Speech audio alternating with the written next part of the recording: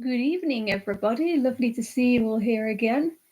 Hopefully you can also actually see me this time.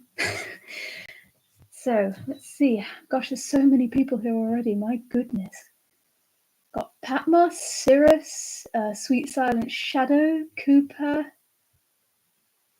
Let's see, Kevbot, of course, Gamer Mama. Lovely to see you all. So, you'll probably notice this is not my usual studio. I have temporarily moved into my room in the house because I'm definitely having Wi-Fi problems in the shed. So yes, I have ordered a Wi-Fi extender. So that should hopefully be here before my next stream. But if not, then there'll just be a couple here in the house. So today I'm going to be working on this adorable little face. This is Puffin.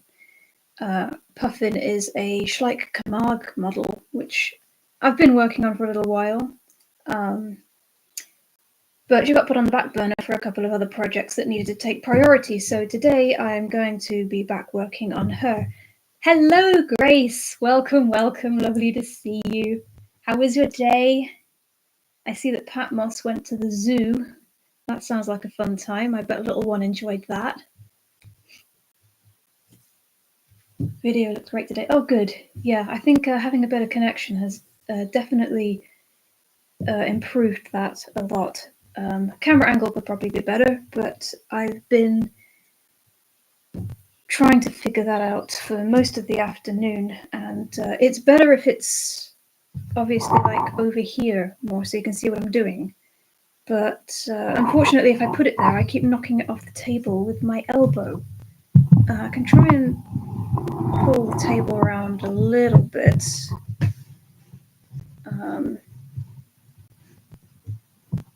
But unfortunately, I've put the camera on a table next to my main workbench. Let me pull this over a bit, then you can see better. There we go. Easy fix. Yes, I've put it all on a table next to my workbench so that my camera and microphone are not touching my table. But unfortunately, the smaller table does not fit under my bigger table. So it just has to stay next to me as close as I can get it. Pausewell Creations, welcome, welcome. How are you? So, I think I'm going to start off by refining a bit of her darker markings. She is going to be mostly black and white, but I want to put some burnt umber and burnt sienna into around her face, I think, mainly, and also into behind her legs in the corners of her belly in places where the coat would be a little bit lighter. Just to sort of bring a bit of warmth into her tone, because black and white horses can look very 2D otherwise. So I'm going to start using some black.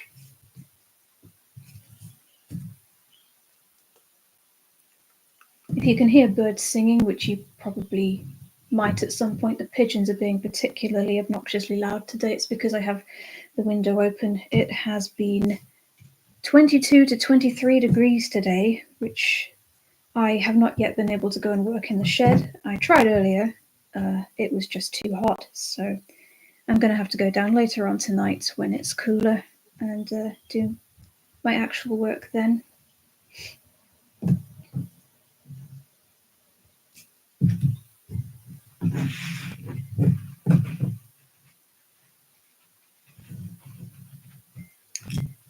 You may pause. This is the Schleich Camargue mare model. She's retired, so she's no longer in production. I'm painting her to be a scattered pinto. Her name is Puffin. She is cute. Yes, I've got. She's so pretty. Oh, thank you very much. Yeah, I have 4 of this model currently, so they're all going to be getting different coat jobs. She's quite hard to get a hold of these days. largely due to the fact she's retired. So when people do put her up for sale secondhand, she tends to be quite pricey. Which, does not surprise me because, I mean, she's very sought after. She's adorable. But yes, I do snap her up where I find her because she's an absolute joy to paint on. And I also got new paintbrushes.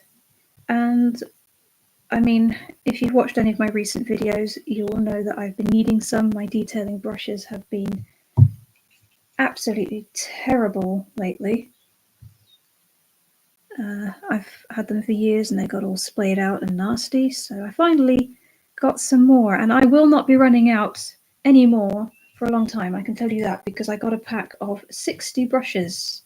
Yes, you heard that right, 60 brushes.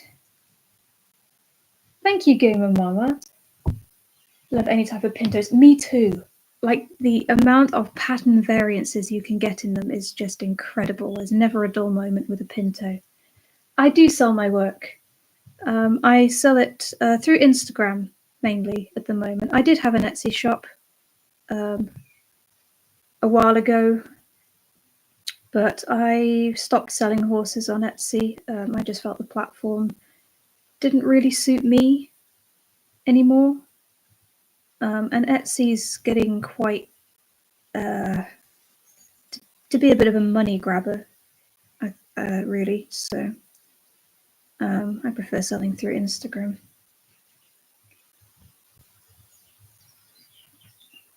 How much would I charge for a horse like this one?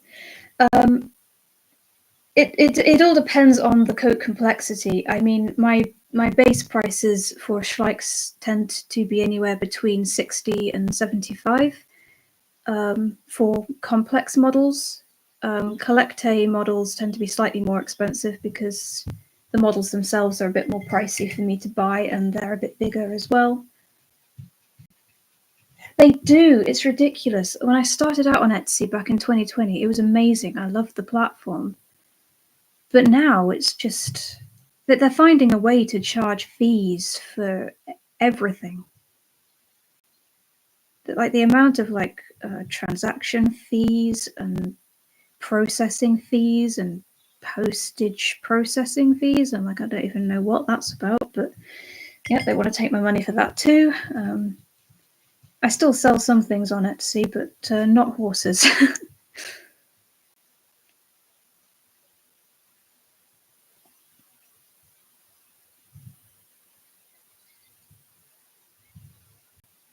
I absolutely love these new brushes though. They're not even that expensive, but the hair detailing I can get with them is amazing. I mean, they are so fine tipped. It's just, I haven't had brushes like this in a long time. And yeah, absolute joy to work with. Especially since I'm planning on also going into briar customizing soon as well. I mean, I already do customize some briars, but they are mostly in my personal collection. I haven't actually customized any to sell yet, so that's something I've got a few bodies that I'm in the process of prepping and priming for that. The brushes, they are from Amazon. They were $4.99 for a pack of 60 in sizes 0 through 000. So yeah, but they are absolutely fabulous. Model horse artist as well. That's amazing. Are you on Instagram? Because if you are, send me a message and I will send you the link for the brushes.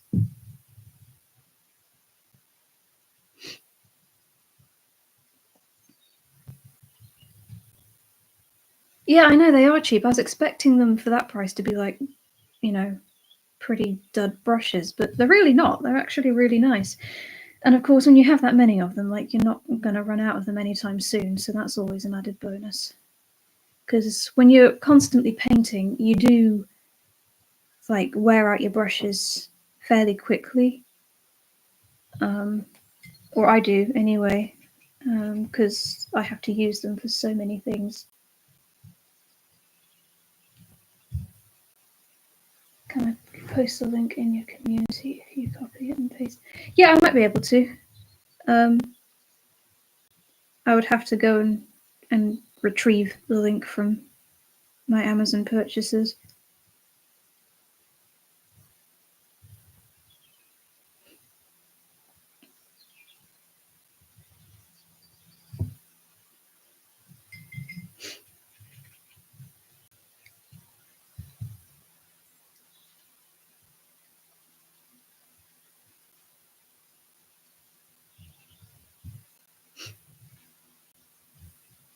What kind of model horses do you paint, Paws?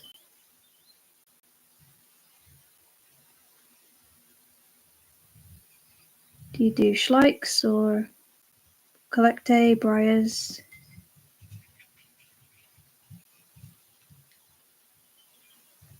Mostly Schleichs. Nice. I love working on Schleichs. They're a very satisfying scale to work in.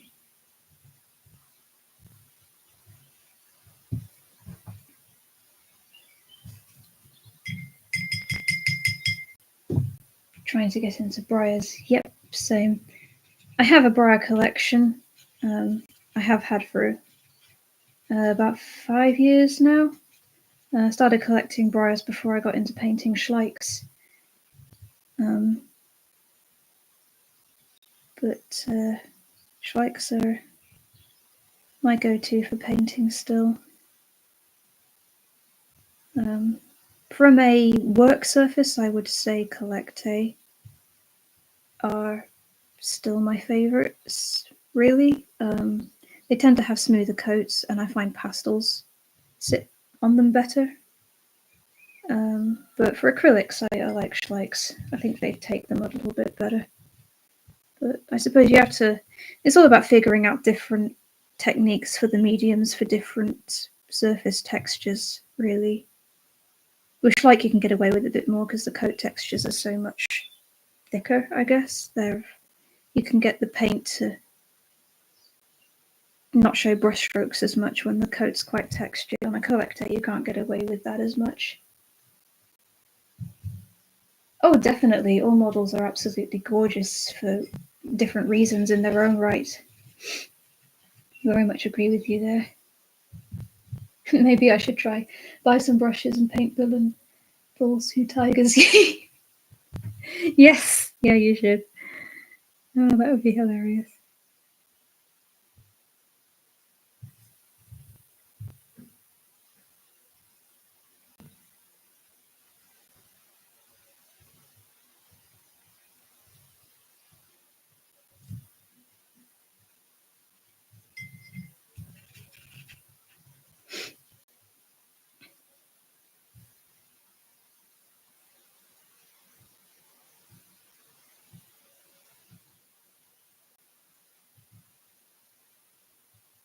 Can't believe the temperature. It's crazy. It's like we're only at the end of April and it's already being like summer here. It's absolutely ridiculous.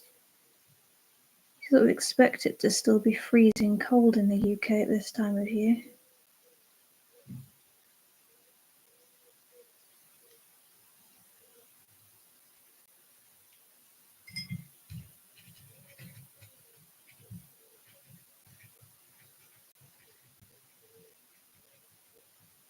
It is. It's been like 22, 23 degrees here today, and there's no wind either, which just makes it even hotter.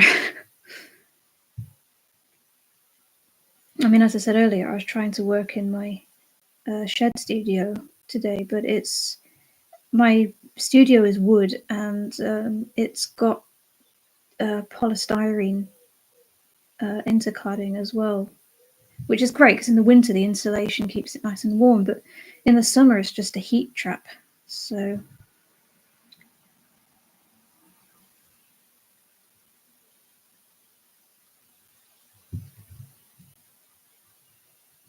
where is this weather you speak? I don't know if it's because I've got a cold that I'm cold or what. Did it miss Wales? Yeah, well, I mean, earlier on this year, it was Wales that was hogging all the good weather. It's swings and roundabouts, ain't it?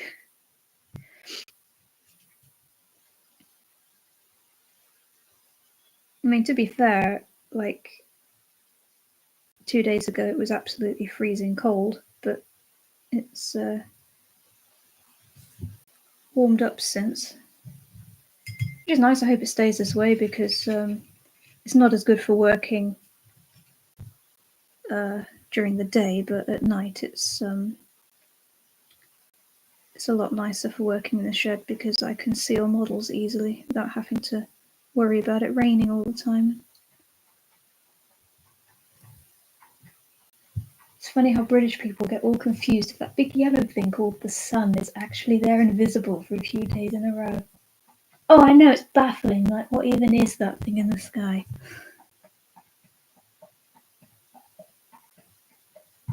And then you have the other end of irony where when it's freezing cold or winter we complain that we want the sun, but then when we actually get the sun we're like, ew, it's too hot, go away. You can't make British folk happy. We will find something to complain about no matter what the weather is doing.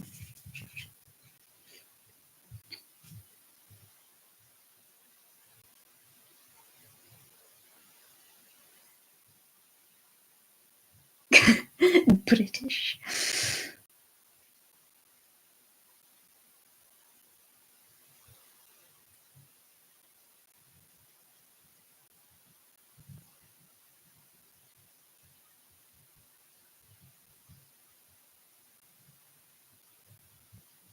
Our go-to topic of convo is the weather.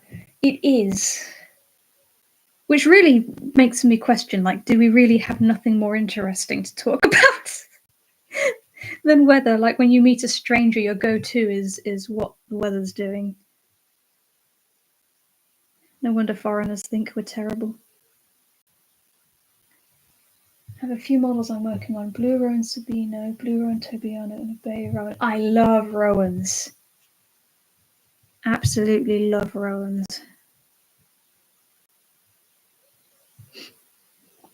Especially blue Rowans. Like any horse that has blue in its coat, immediately just, yeah, chef's kiss. Absolutely love them.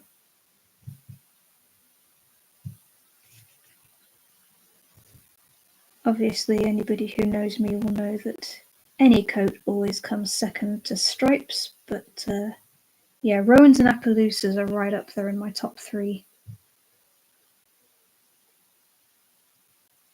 Especially because with Rowans and Appaloosas, you can pack so much colour detail into them as well, which you can't really do with like a plain coated model. I don't like doing plain coated models. I always like having some visual interest going on. So it has to have some kind of coat pattern going on, otherwise it's not for me.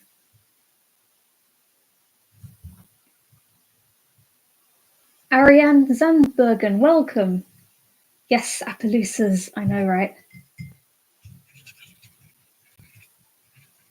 Cannot go wrong with an Appaloosa.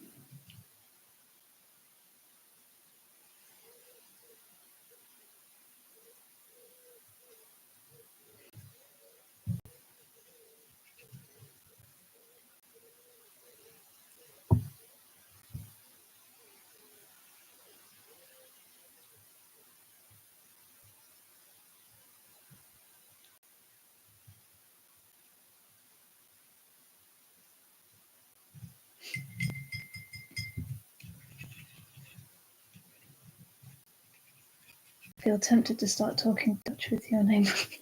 Well, you can do that, Patmos, if you like, but I won't understand a word of it.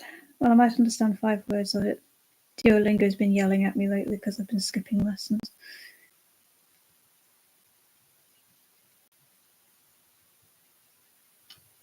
Oh, buckskins are gorgeous. I mean, there's so many lovely coat colours out there. I don't think I could ever pick like a single solid favourite, but buckskins were always my favourite growing up.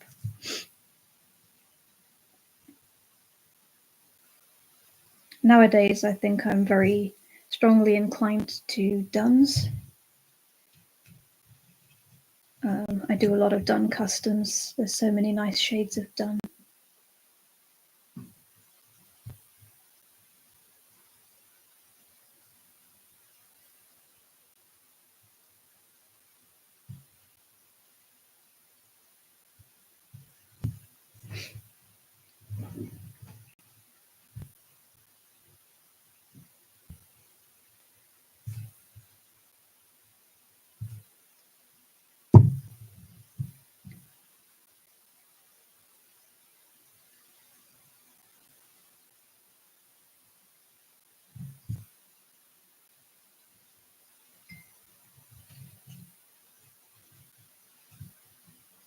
People down the road from me have gotten chickens. Which, I mean, they're perfectly within their rights to do so, but I can hear them all day and they never shut up, and it gets to a point where it is slightly annoying.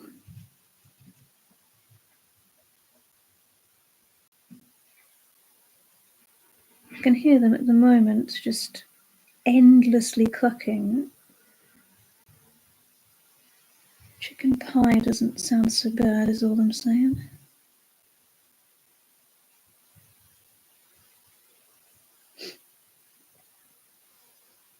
I was really careful. I could even blame it on the foxes.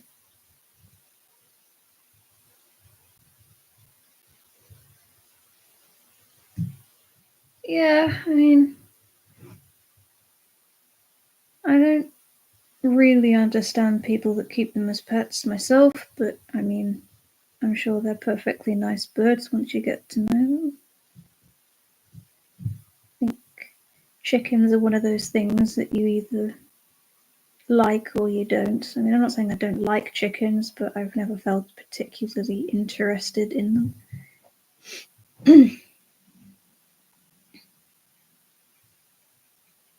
Chickens are the far descendants of the T-Rex, so when you build your life-size T-Rex in the garden, you can claim you built their ancestor. Yes, I suppose that is very true.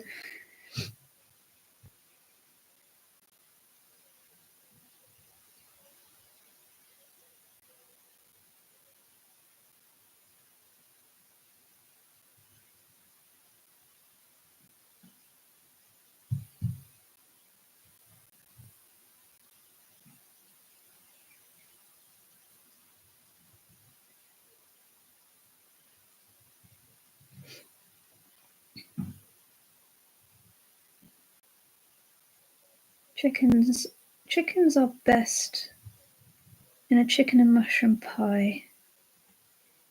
That is my favourite form that chickens take.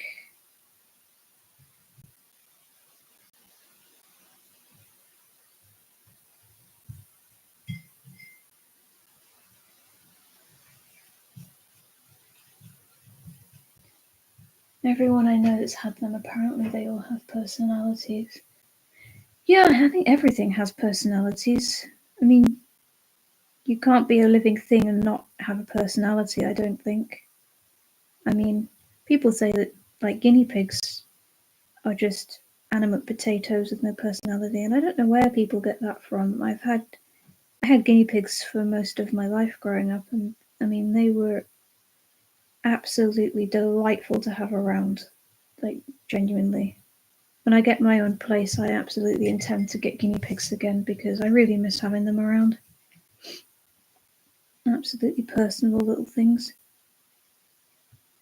We accidentally bought a pregnant one once, and she unexpectedly had a baby who we called Pom Pom because that is exactly what he looked like at the time. He looked like a bubble that fell off somebody's hat. But he was ginger and black, and he had a ginger and black line right up his tummy, like he was split in half color wise right up his tummy. So we ended up joking that he was wearing a jumpsuit. But he always thought we shortchanged him on dinner, did Pom Pom. And he figured out that if he got hold of the bars of his cage, he could pluck them like oversized banjo strings and make the most hideous twanging noise, which would bring someone over to make him stop, and he always assumed they would bring food with them. The only problem with that was that he liked to start this obnoxious concert at 3 a.m. in the morning.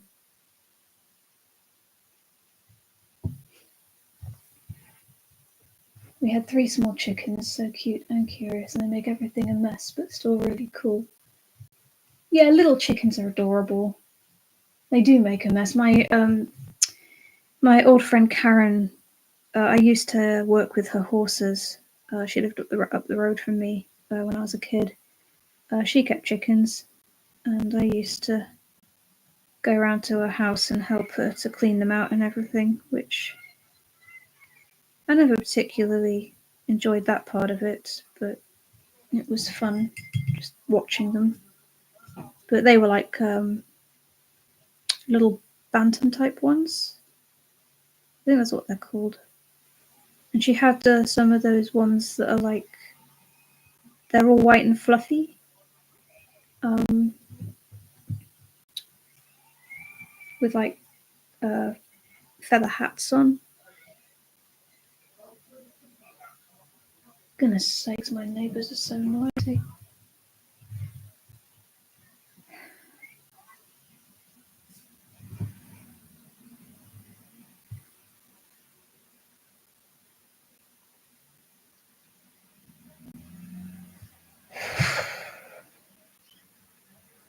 Had a hamster that used to play the cage bars too.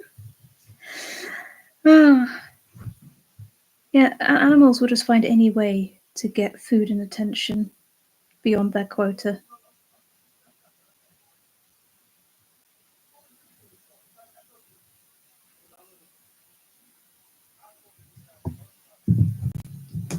Excuse me one moment, I'm just going to have to shut the window.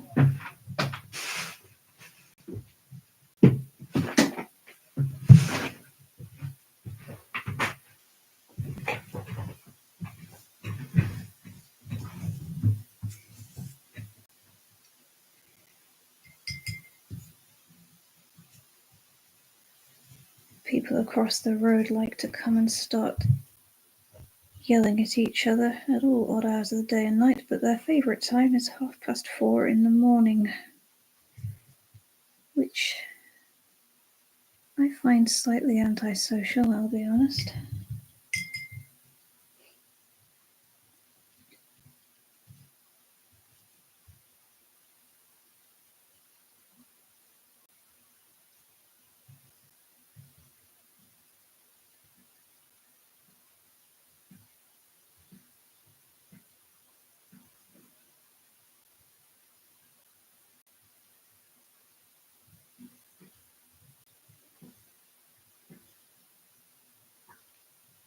Spike's been a hungry boy today. 5 pouches already, my goodness.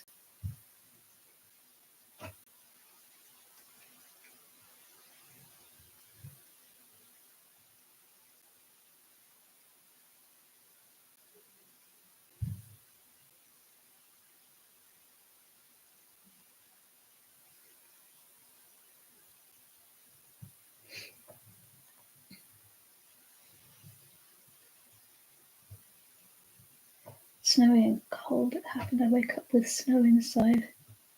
But I have no green fingers, so do not need to be afraid of flowers dying when I do not own any.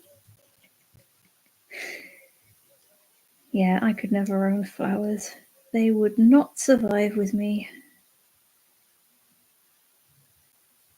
I would forget to feed them.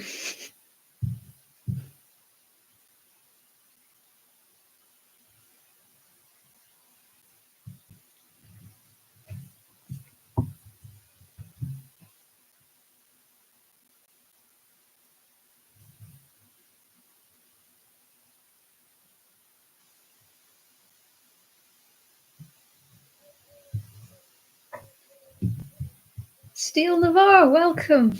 How are you today?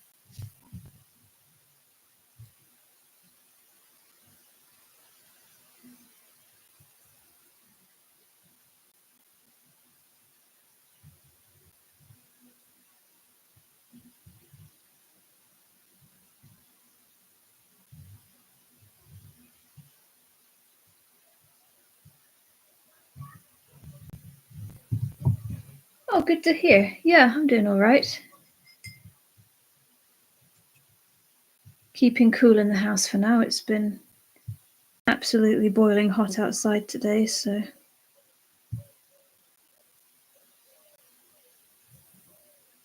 can't really work in the studio at the moment. It's far too warm down there.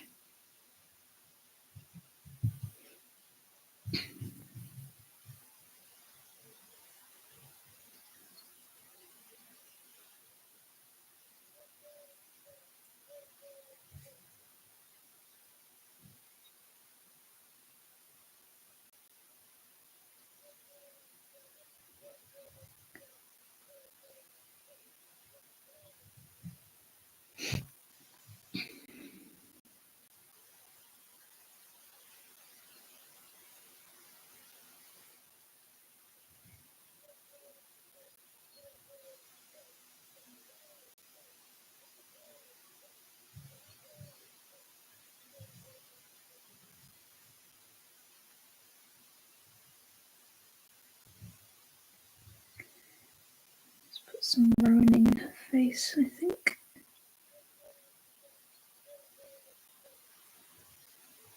have to say, I do not like doing solid black patches over ponies' eye areas on pintos. It tends to make them look. I don't know how to describe it. There's something about it that makes them look like, I don't know, like they don't have eyes in some ways. I think it's, or else maybe it's because they look more like cows. I'm not sure. There's just something about it that I don't like. So I will usually rowan out black markings on horses' faces if it's near the eye. Rosecard Acres, welcome, welcome. How are you today?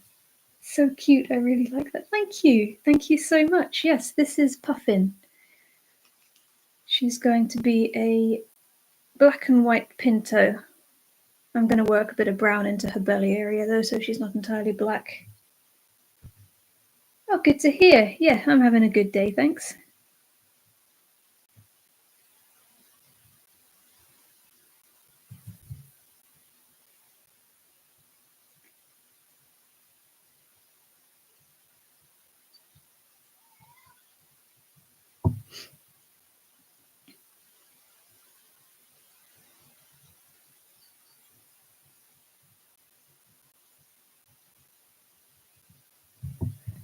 What ideas have you got for the fabrics? When the weather's clear and dry, I'm going to have a big clear out. What tools are you missing or need? I will have a look in my shed and let you know if there's things that I'm missing or things that I could use for my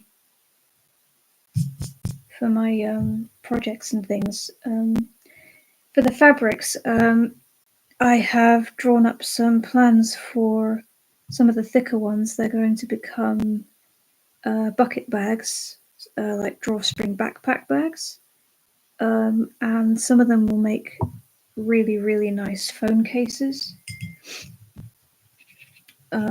Probably some really nice handbags as well.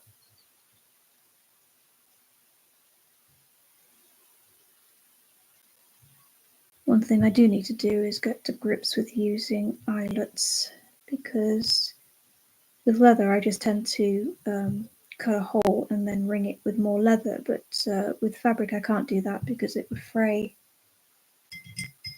So I need to learn to use metal eyelets, which I do have some of, but trying to find an eyelet punch that actually is functional seems to be quite difficult where I live for some remote reason.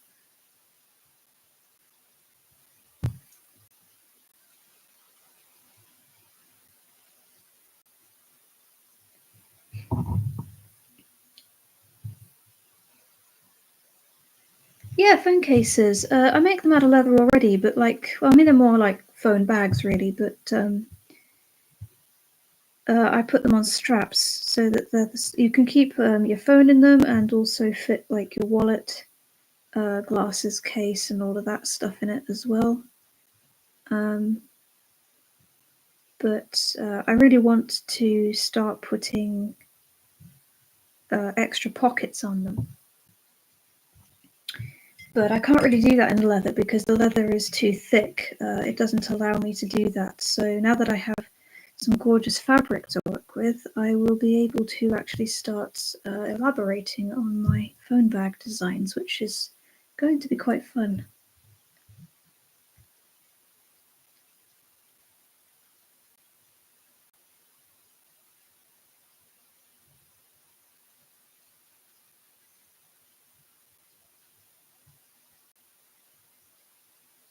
Swear the insides of legs on horses are always the hardest part to get to with a paintbrush.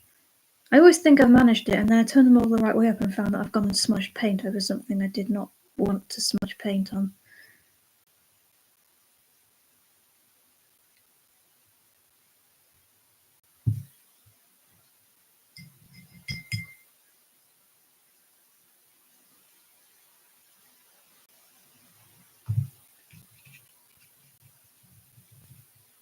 Back in the day, I did some leather workings and used punches. Oh, nice. Yeah, I've been slowly expanding on my arsenal of tools I use for leather, but there's a lot of things I haven't ventured into yet. I use hole punches now, like the variety that you use with a hammer rather than like a handheld hand punch, which I was using for a while, but it was absolutely doing my hands in. So I use proper mallet punches now for all of my stitching holes. I mean, leather it's a lovely medium to work in, but it can be very stubborn at times, I've found.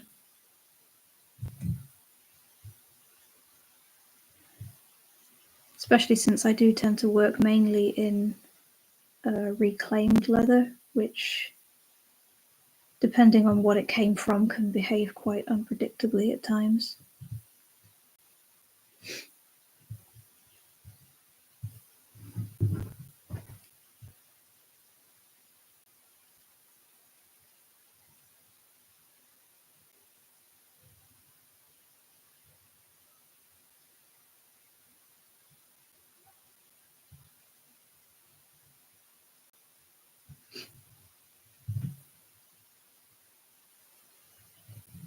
I could paint like you, no artist. My daughter is the real artist in the family. I mean, we all have different callings. I might be good with a paintbrush. I'm utterly useless at other things that other people consider to be basic life skills. I'm absolutely hopeless at baking. My mother is a brilliant baker, but that is not a skill I inherited or one that I am easily taught.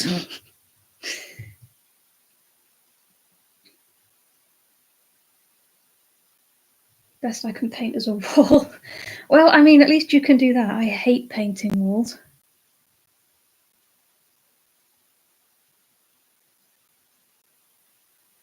Swear I can use all the tape in the world and I will still somehow contrive to get paint on the ceiling. I do not know how I manage it, but there you go. Just another one of my ghastly talents.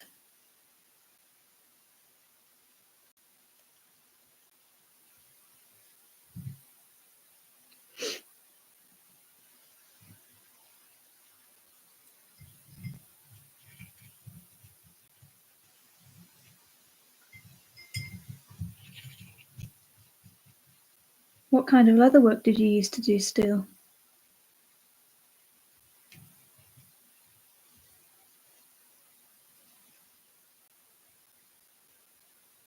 Not the painting that's the problem, it's all the prep and taping things off. Yeah. It takes ages, and then you start painting, and then you find out that you missed a spot, or that the painter's tape you got doesn't actually work.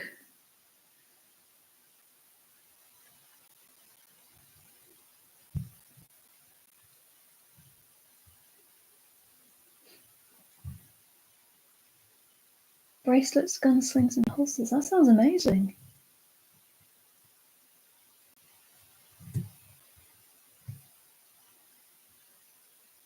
I've seen people on YouTube making gun holsters. It looks like a very time-consuming process.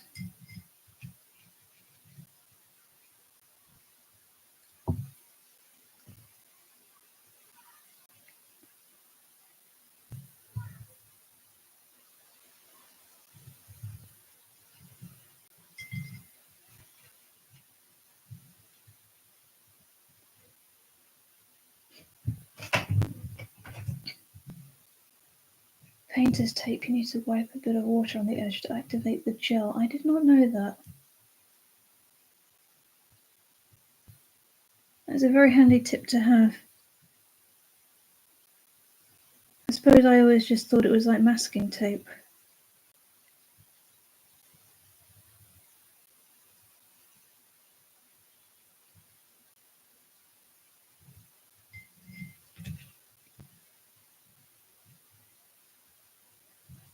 Learned in regard to crafting that all the ideas I have work best if they just sit still in my head and don't leave via my hands. That is a terrible way to work, Patmos. I think the nice thing about creating is that you don't have to be good at something to have fun making it. And I mean, to be honest, if you never try making anything, then you won't get good at it in the first place. I mean, I've had a huge learning curve even with the kind of art that I do. Like I didn't start out being able to do the things that I do now. I definitely had to learn a lot from other people and tutorials and trial and error mostly to figure out how to do everything. I mean, as far as horses go, I am still very much on a learning journey.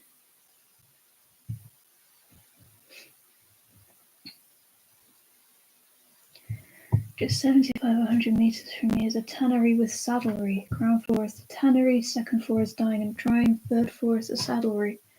Post a picture in the tavern. I'd love to see that. That sounds really cool. I sometimes thought about going into saddlery, but I don't think I'd have the patience. I work best in miniature, probably because things get made quickly. But saddlery is a beautiful art. Tanning I have tried. Not sure my family appreciated my efforts as much as I did, however.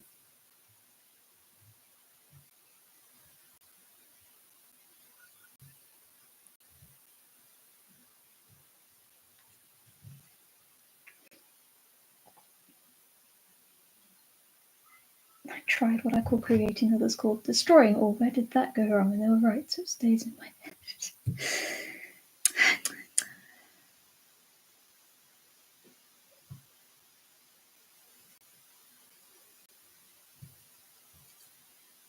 Well, I mean, when it comes to creating something,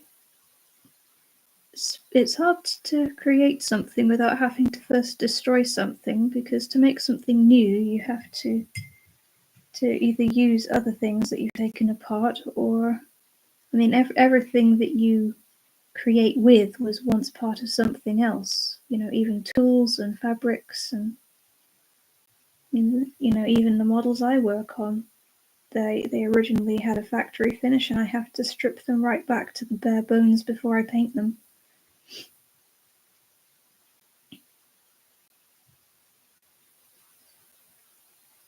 So a lot of forms of creativity come in the manner of destroying what once was to make what is now.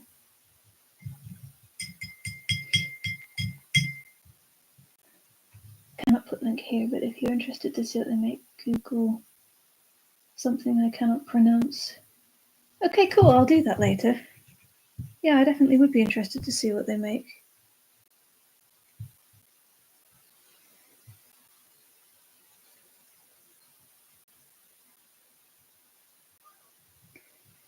Nearly finished the first layer of black acrylic.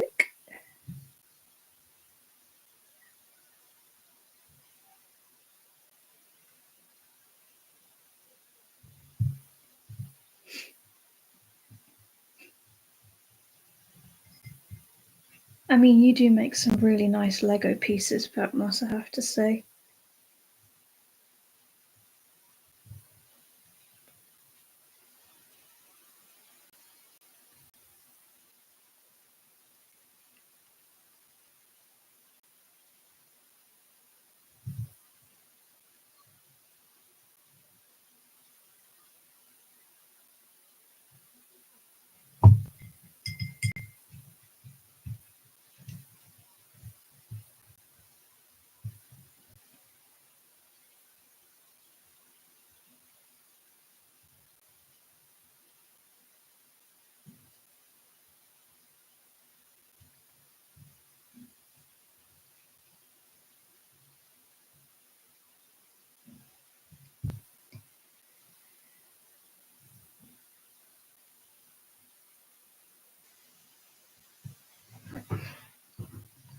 Put up a link also in Tavern. Oh, brilliant. Thanks. I will check out that when the stream is finished.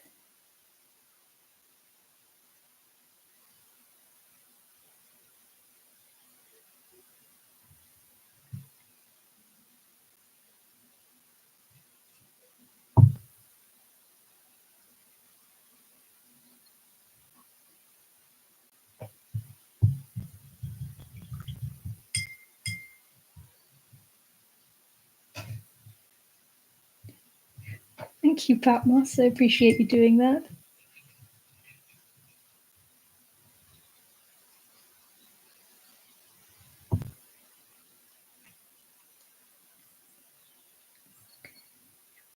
Do the insides of the ears, since that's for some reason the one part of a model I always forget to do.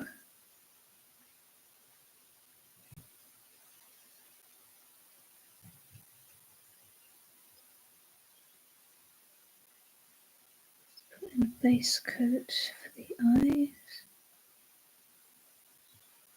Honestly, these brushes have made doing eyes an absolute dream. Trying to do eyes with splayed out bristles has been my worst nightmare for months. And I kept meaning to get new brushes, and every time I would think about it, I'd be like, I'll do that later, and then it just disappears into the void. This is my brain.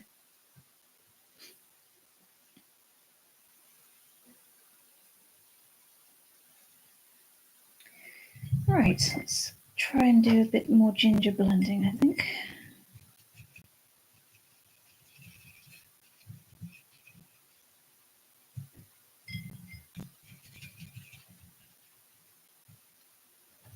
It was my first real work as a 16-year-old when I got work in the tannery, and I stayed there for 7 years. Wow! That is a long time. That is very cool. 16.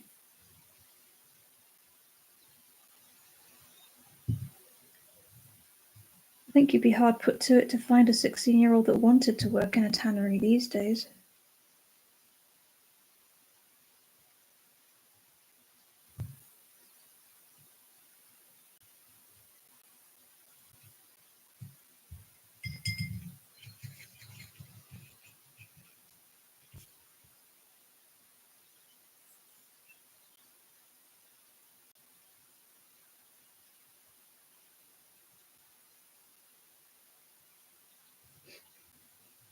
I think that's the thing, though, isn't it? Like, I mean, it used to be a lot easier to get apprenticeships at places than it is today. Nowadays, everybody wants you to have like degrees and work experience and everything before they'll take you on as even as an apprentice, which is, I think, a bit ridiculous, because how does anyone expect you to actually learn anything if they want you to have already learnt something before they'll take you on? But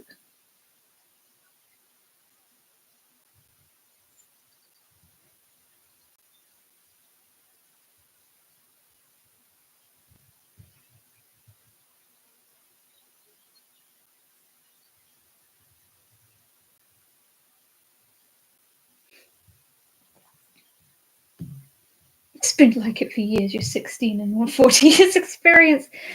No kidding.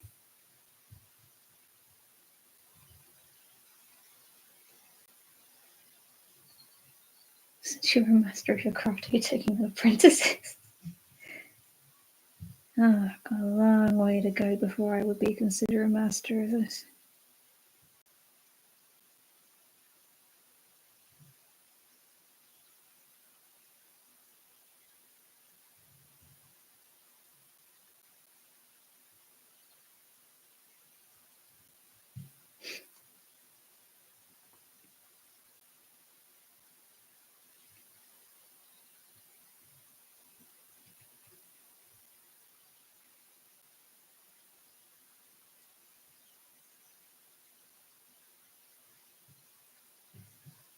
I was a lumber mill worker for a long time and then got my degrees in computers and no one would hire me. Finally convinced one shop to take me on for 6 months. Good grief.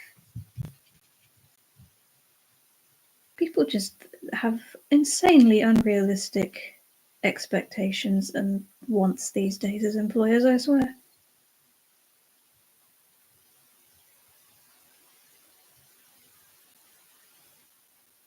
I mean, to be fair, they expect you to have like insane math skills and degrees and what have you just to get a job as a cashier at a food store these days, which like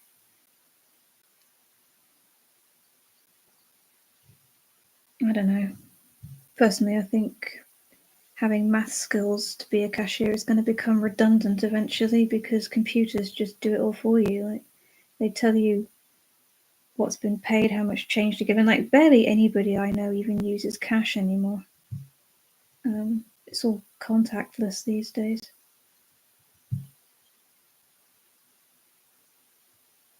which again I think is a bit it's not very sensible because like if there's suddenly like a collapse and people can't use their cards anymore, but nobody has any cash, everyone's going to be up the creek without a paddle. Which I think everyone gets so secure in the new quick way to do everything that it doesn't occur to them that that could ever be unstable or threatened in any way.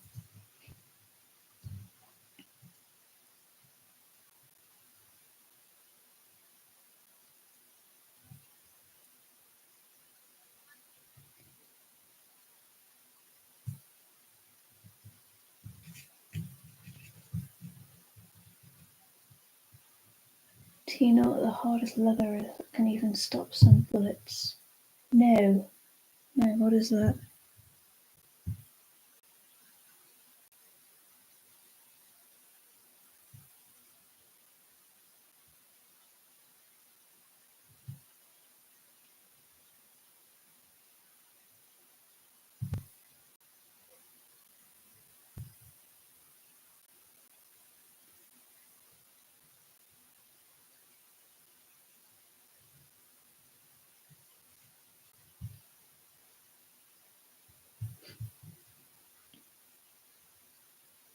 It's probably not showing up on camera, but this is turning her undercoat into a gorgeous burnt umber colour.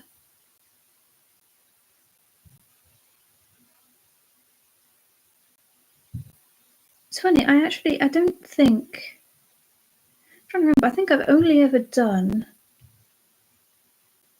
one other black and white custom in my entire 5 years of painting model horses, and I didn't even get as far as putting it up for sale because I didn't like it. But I think I need to do more of them because I'm really liking Puffin.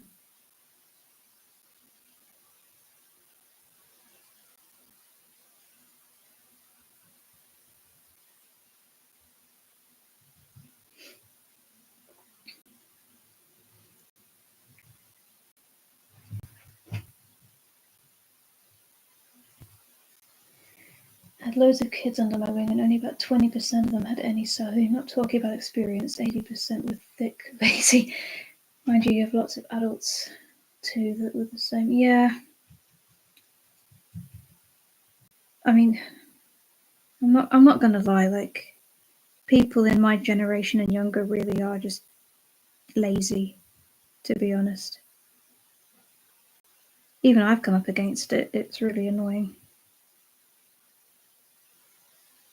It's not even at work either. It's just in general.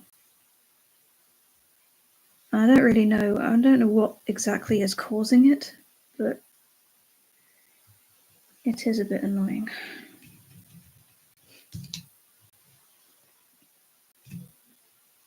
Part on the back of the horse just before the tail grows out.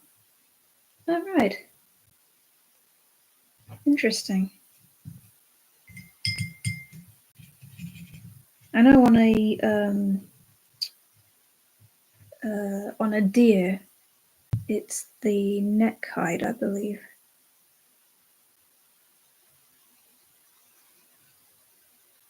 To be fair, I know more about like wild animal hide than I do about domestics. Um,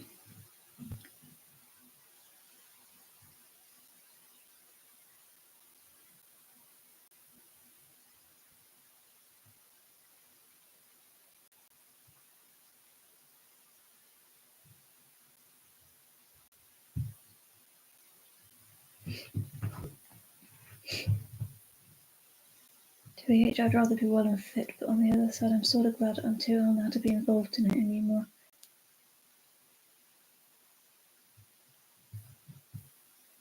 What's the model made from? Epoxy glass filter. This model. This is. I'm trying to remember now. I did know what Schleich are made of. It's a kind of resin plastic. I know that much. Or it's like slightly bendy.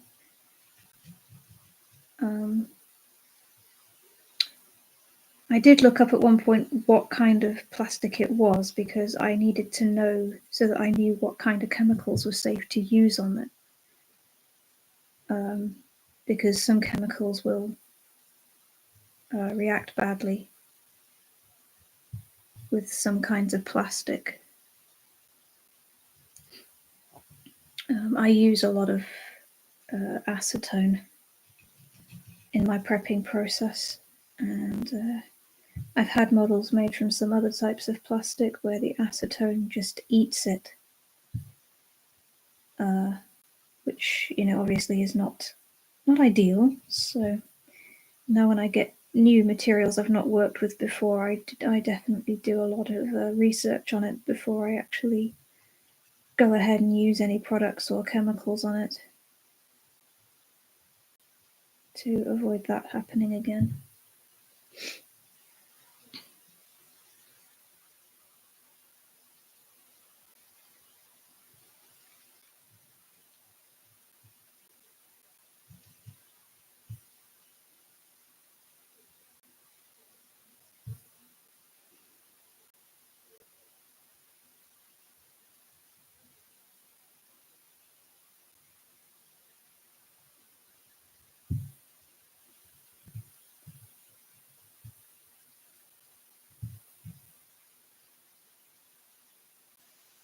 I know that you have to be careful with briar plastic.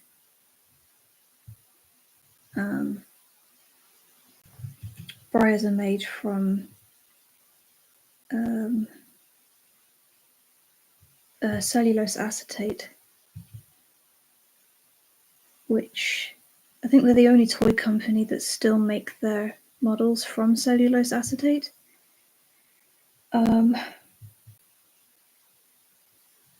But it's not a great thing to make models out of, to be honest, because especially the older ones, if you leave them in a environment that is too humid or too warm or even too cold, it can start a chemical reaction in the acetic acid in the plastic, which makes the model itself start to shrink,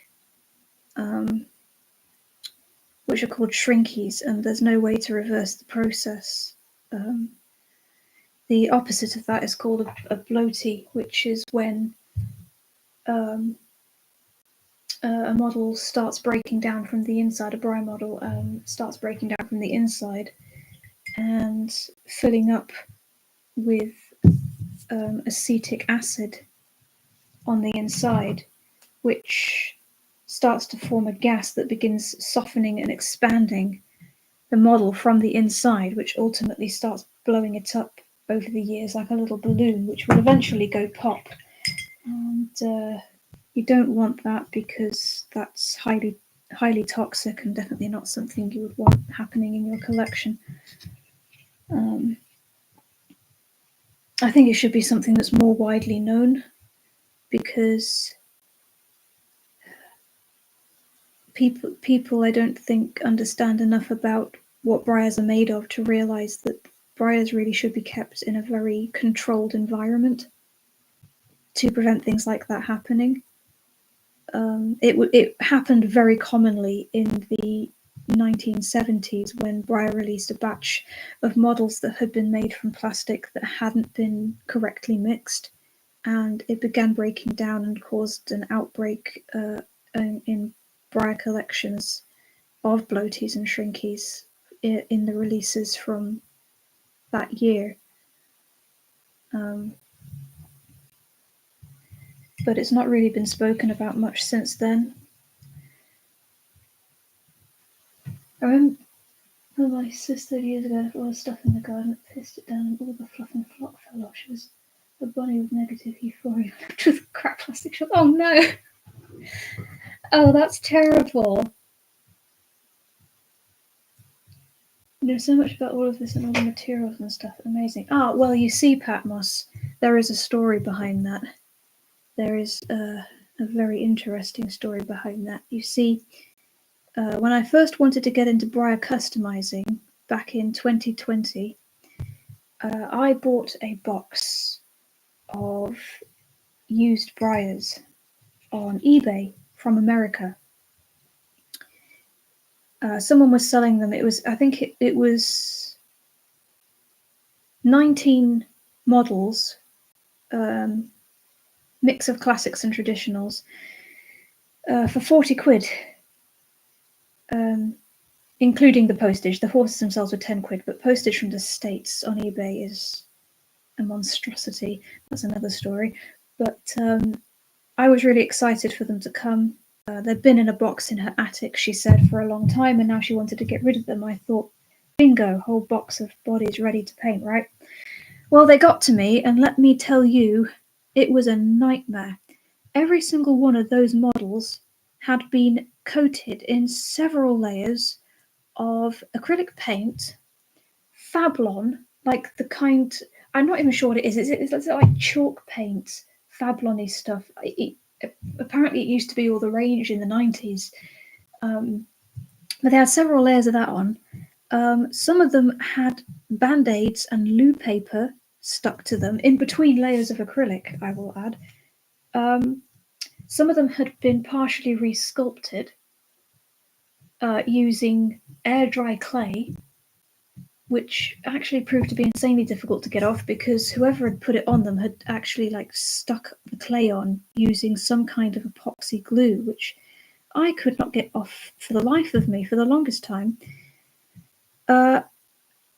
And by the time I managed getting all of that gunk off, I found 2 foals in the bunch that I couldn't identify.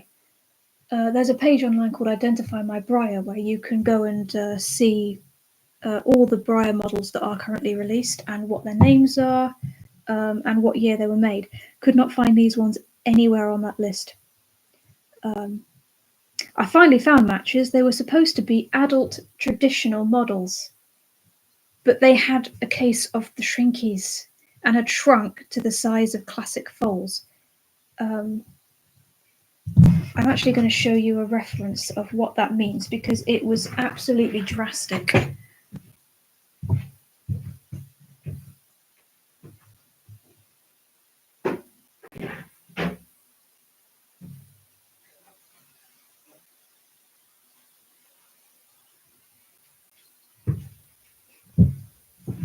So for reference, this is one of my traditional models, Sirocco. This is the size of pretty much a standard briar traditional model. This is one of the 2 scales I collect. the two models I had that were supposed to be this size had shrunk to this. This is a classic foal. So I had two models that had shrinkies that had shrunk to this size and gotten hopelessly warped out of shape, which is why, of course, I didn't immediately recognize them. And another one had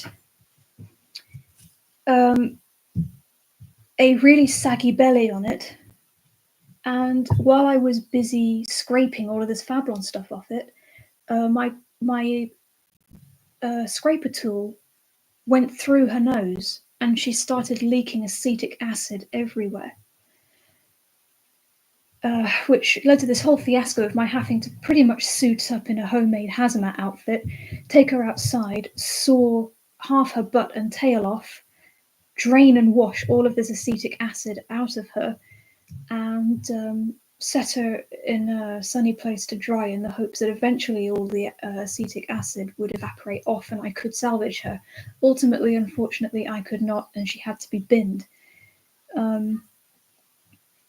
Ultimately, out of those 19 horses, I only managed to salvage 12. And that was what led to me doing a shit ton of research on what briars are made of and how all of this happens, because I had never encountered anything like this in my life before. And not unnaturally, I was absolutely horrified. And I didn't get anywhere with the woman on eBay who sold them to me because despite photographic evidence, she refused to admit that there was anything wrong with the horses. So I did not get any money back on that lot, unfortunately, but you live and you learn. I no longer buy horses from outside my country because of that now, because I cannot guarantee that they are actually in the condition that people say they are. I'm working in the garden with toxic stuff. Hope the neighbours thought you were having a little meth lab at the shed. My goodness, it smells bad though, I tell you. It's like vinegar, but if vinegar had gone off. Like really, really rank. So yeah, not a good time. But yeah, that is the story of why I have so much knowledge on what briars are made of.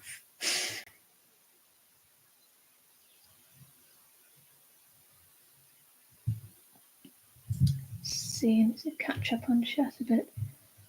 Was it Sylvania? Not sure. Yeah, Sylvanians. I have Sylvanians. I collect those too. I don't display them on my online accounts, but I do love them to bits. I enjoy making miniature clothes and accessories for them. But yes, if you get them wet, all of their flocking will fall off, which is not a good look on them, I will be honest. How does one paint and not wear gloves and not get massive amounts of paint where you don't want it? I'm mainly holding on to her by her white sock pieces, which don't have any wet paint on them. So I'm just trying to avoid my hands, basically. I would normally wear gloves while painting, but it's just too hot today to have my hands encased in plastic for extended periods of time. So I'm just doing without today. As long as your hands are clean, doesn't matter. Gloves primarily, if I'm only painting with acrylics, the gloves are there just to stop the oils from my hands transferring to the model, because that can mess with whether or not my paint actually sticks to the model. But as long as my hands are clean and dry, then that shouldn't be an issue.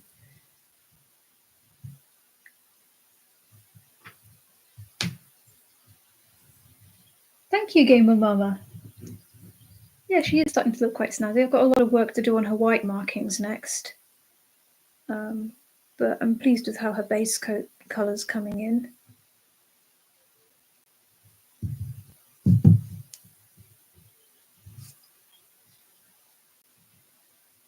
Amazing story then explains how all that knowledge improves once more best stuff is learned in real life doings. Absolutely, learning through experience. You cannot beat that. Cannot beat that. I do think that kind of thing, though, is something that should be a lot more widely talked about, especially in a hobby where people, they literally have collections of hundreds and hundreds of briar horses. And I just see them keeping them all on shelving units and stuff, and like in rooms in the house and stuff, above radiators and whatnot, and it makes me worry a bit sometimes. I keep all of mine in a very neutral environment in one of the hallways in the house at the moment because it has a very steady temperature. It it doesn't fluctuate overly much, so acetic acid is only vinegar above 10%. It is dangerous. Yeah. 5% for your fish and chips and emporium and 95% for spuds and cheese. You can get cotton gloves. Use them. Polished curtain balls. Yeah, I've hate to go work calls. Oh, no worries, Steele.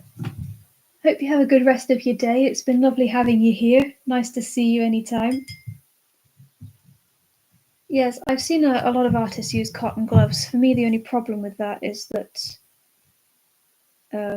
most of the work that I do involves pastels, and I don't like the way pastels ingrain into things.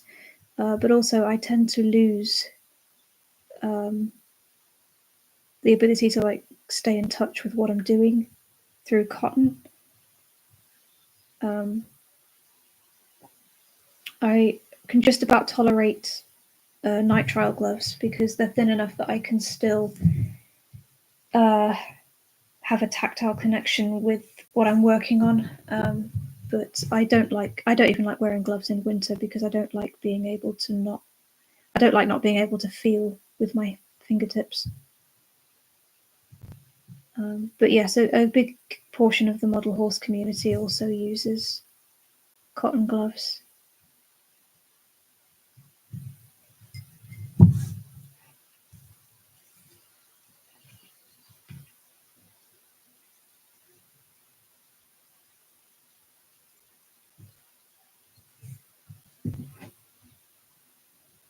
Cannot buy stuff from England anymore. I did a price runner on a PlayStation game, NHL. Did not check which country the shop was in. They promised delivery in 5 days. 3 weeks gone and I still didn't get it. Started to ask where it was and it got stopped in English toll, and to get it I had to pay slightly more in toll than I paid for the actual game. Yeah, I know. Customs are an absolute terror sometimes, especially when there is like no warning that you're going to have to pay customs in the first place.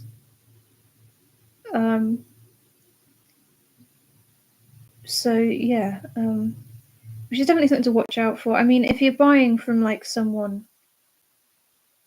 that you know and they can send it like as a gift, then it's fine. But because companies tend to send things as sale of goods, then you get stuck with all of the taxes on the other end, which is delightful.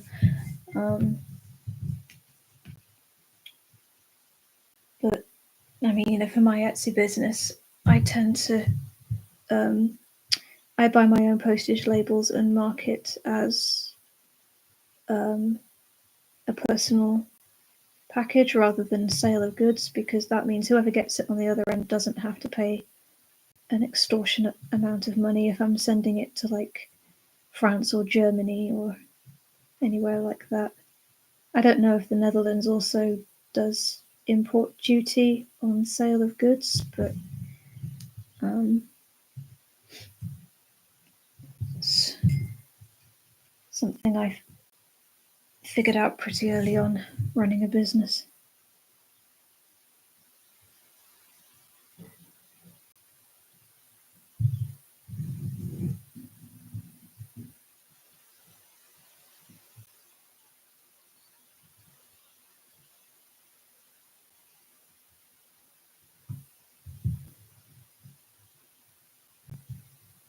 Because England was no more an EU country. Yep. Yeah, it changed all the selling rules on Etsy when we left the EU, which didn't please anybody in the Etsy seller community, I can tell you that. It's still causing problems for a lot of international sellers. Customs knock on the door with a card reader for 20 quid regardless. It's so true.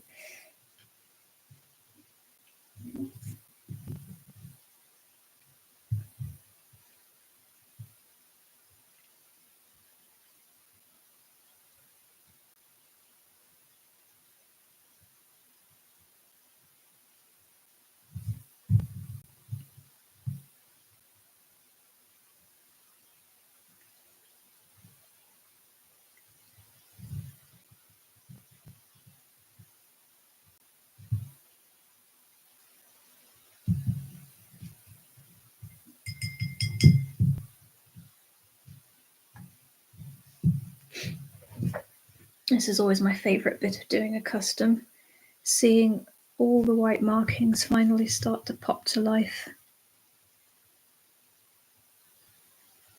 It's like you can suddenly start to see it as a horse rather than as a piece of plastic. That's always my favourite part of a repaint.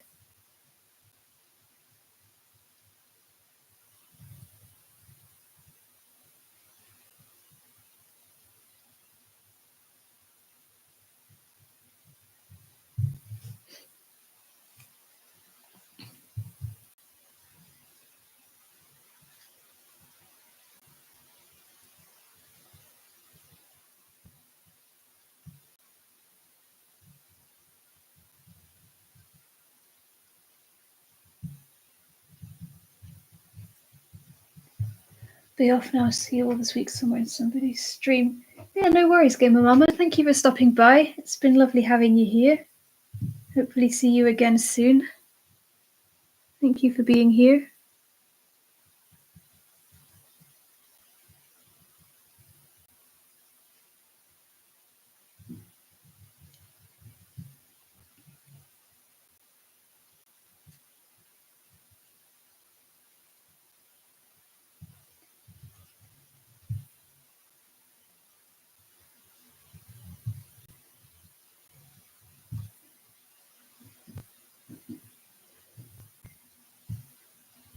Next week, maybe. Yeah, hopefully.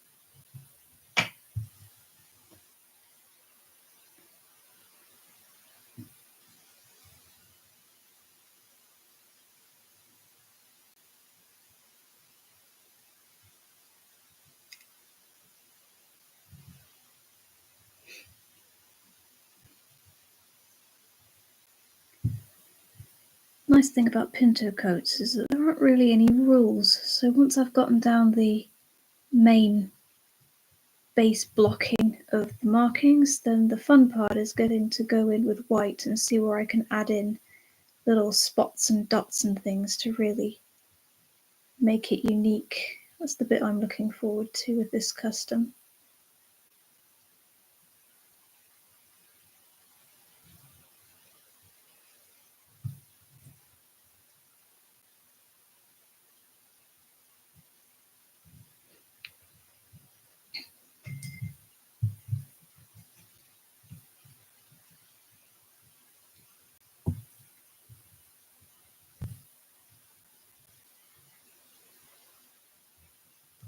Just open the window and no more than 10 metres away in the tree is a tawny owl sitting there throwing on his lady.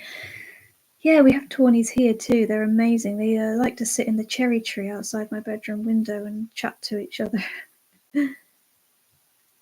I was in the shed fairly late last night, finishing up some pieces, and I had both shed doors wide open, bearing in mind it was like completely pitch dark outside, but I forgot to shut the shed door. And all of a sudden, this ear-piercing shriek rent the air outside, and I have never jumped so hard in my life. When I tell you I forgot we have a barn owl living in the field outside my shed, yeah, those things are terrifying. So there's a lot of things that live in England that like to scream, I've noticed. Foxes are the same. Foxes sound absolutely terrifying in the middle of the night.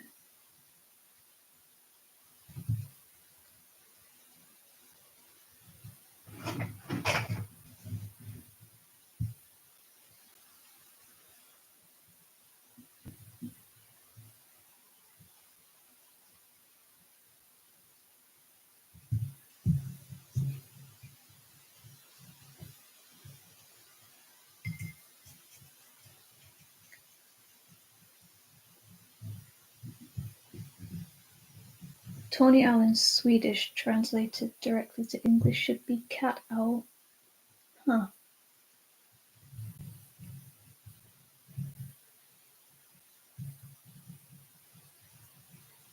Cat owl.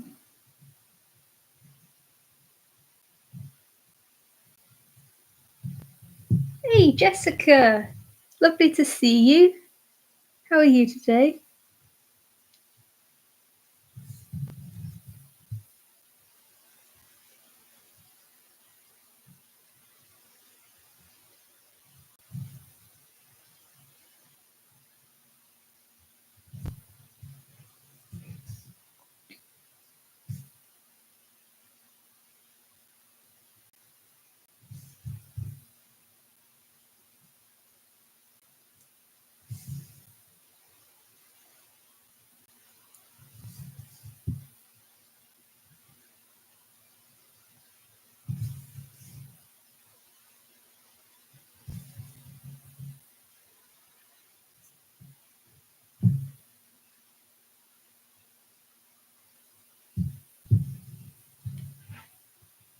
I'm great, just got back from voting in our election in Canada today. Oh, nice. Hope that went well.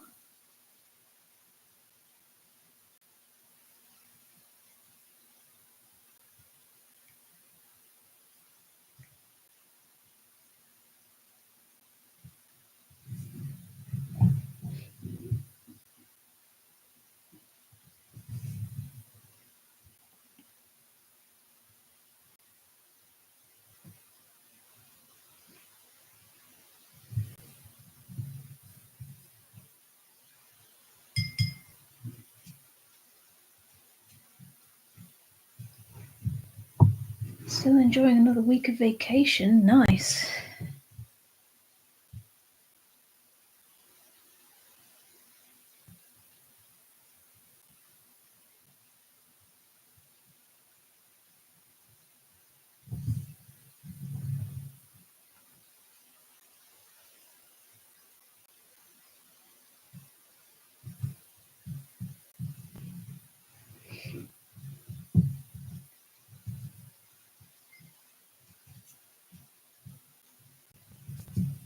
We're going to be going away again in June. We're going back to Anglesey for another holiday there. We wanted to see the place in summer because we liked it so much when we went in January.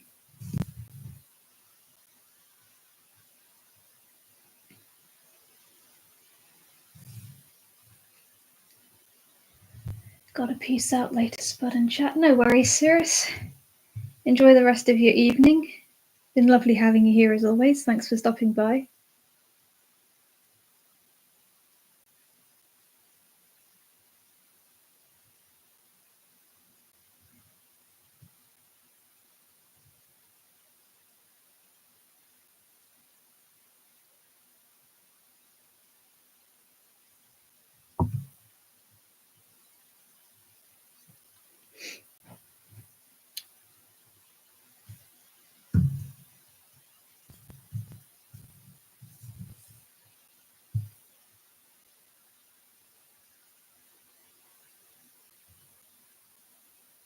That first layer of proper white markings always makes such a difference on a model.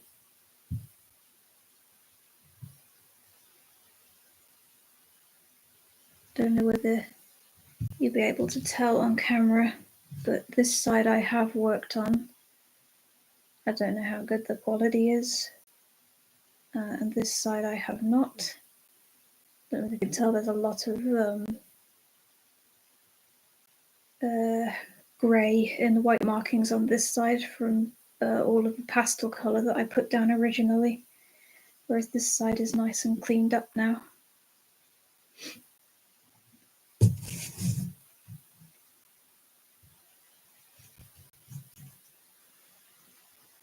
Hopefully it won't take too many layers for it to become opaque. Once I've finished this particular layer of white, I think I will call that the stream for this evening.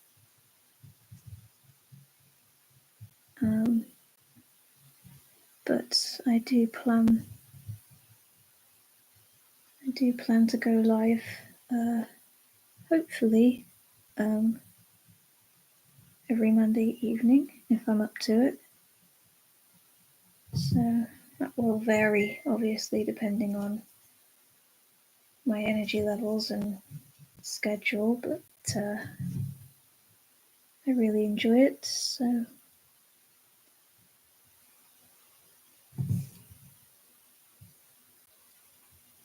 switch things up a bit from week to week, do some painting, maybe some sculpting, and I'm thinking next week possibly some model tack making, maybe build a saddle on stream.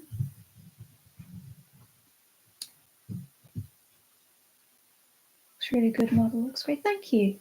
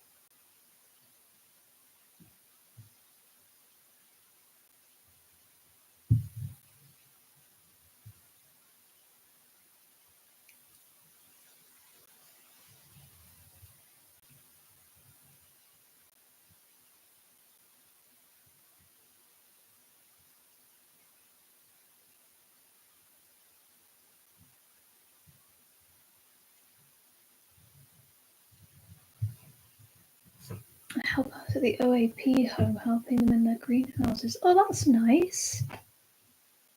That's really lovely.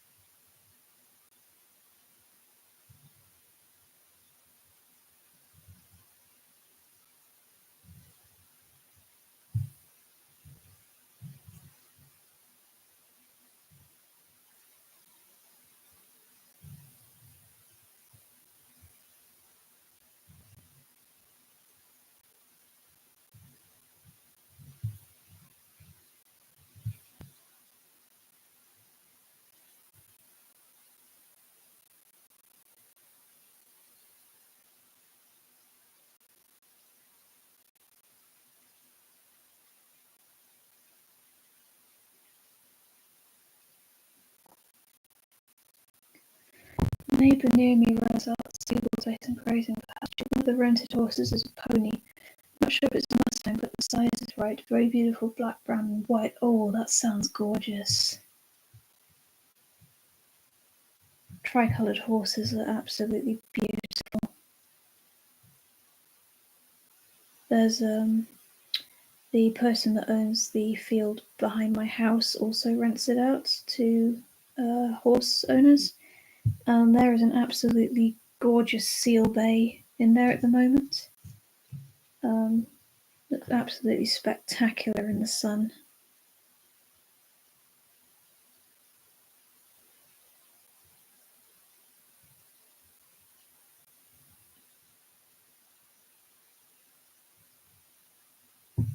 I'd love to own a horse someday. Maybe I will one day. I mean, ideally, if I had my own way, there I would own a trail riding center. That's like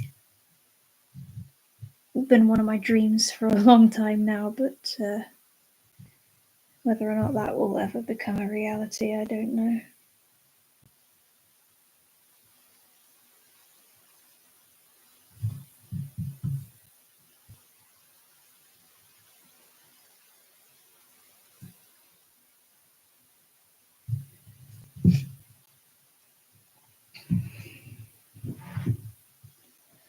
Just grow flowers and sell them to put back in the home funds to do stuff like trips. Oh, that's cool.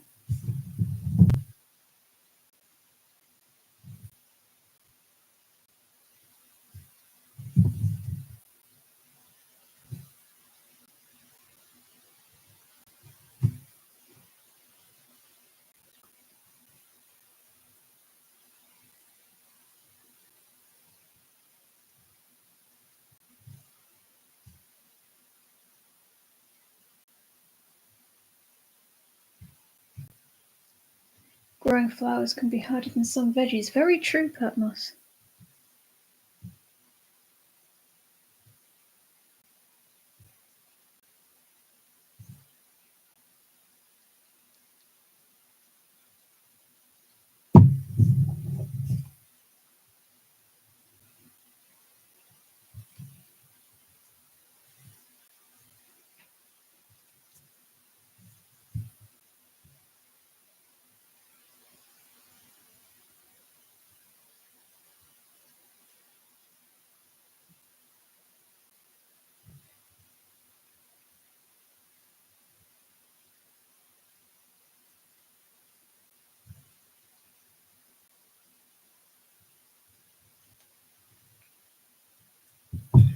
And there are a few flowers that are tasty to eat. Yeah, I've heard that.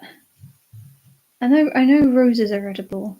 Um, I quite like rose flavored Turkish delight. Actually, that's one of my favorite sweet treats. Not sure about other flowers though. Like I know you can eat dandelions.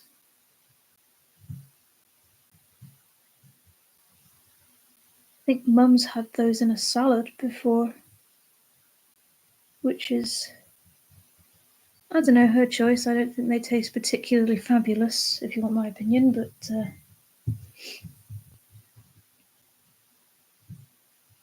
not letting you know the flowers in my garden. No, you'd find them all munched up in the morning.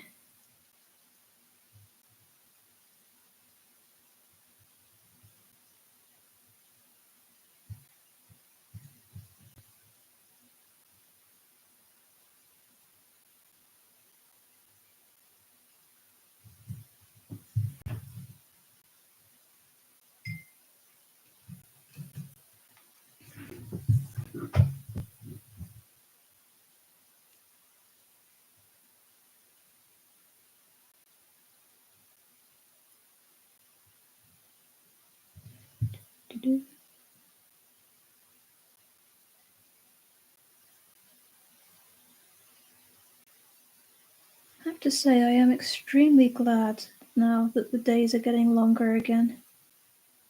Because I mean, it's 8:30 now and it's still light outside, which is amazing because I really hate it in winter when it starts getting dark at like 4 o'clock in the afternoon. It feels like you don't have a day to live in during winter. I'm not a winter person, if you hadn't guessed.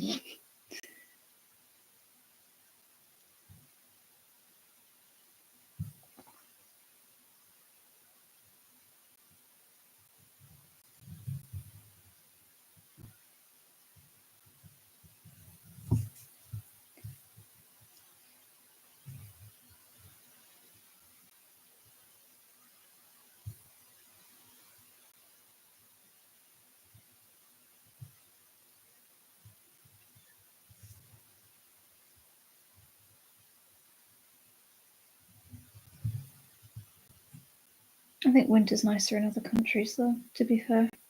In England, it's cold and it's wet and everything is brown and drab and everything's like all the plants are just dead. So there's not really anything to like go out and see or do during the winter. But in summer, it's like the world all comes back to life again.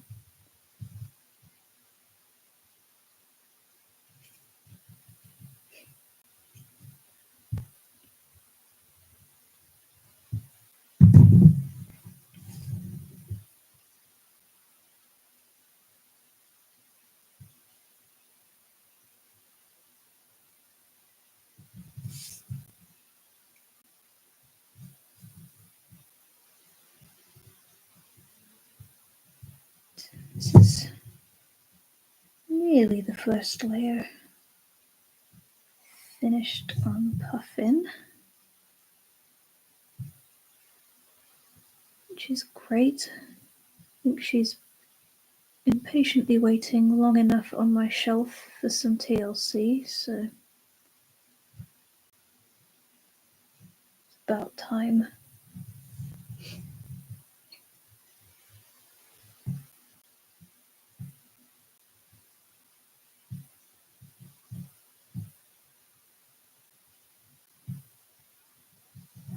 I still have projects to finish that have been sitting on my studio shelf since 2020 because back then I didn't think that my painting skills were up to the vision that I had for them, but now I feel a little more confident in my ability to do them justice, so I'm slowly getting round to more and more of them.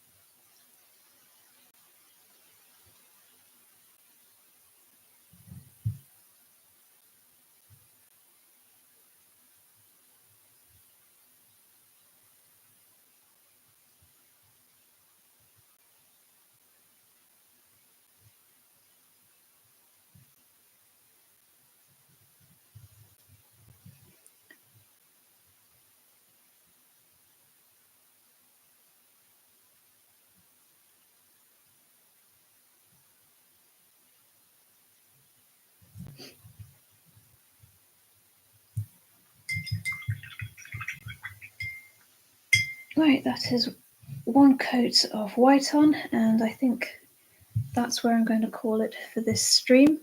I'm so happy with everything that I've managed to do on her today. I think she's really starting to have a little character shining through, which is absolutely amazing. So yeah, that's where we've got to. And of course, a huge thank you to all of you guys for hanging out with me this evening. It's been absolutely brilliant. I've really enjoyed it. And I look forward to the next one. So until then, take care. Much love to you all. And have a great rest of your day, night, or wherever else you are. And of course, I shall see you later on in other people's streams as well. Oh, you're very welcome. I'm very, very glad that you were all here. I've really enjoyed hanging out with you all. So, good night.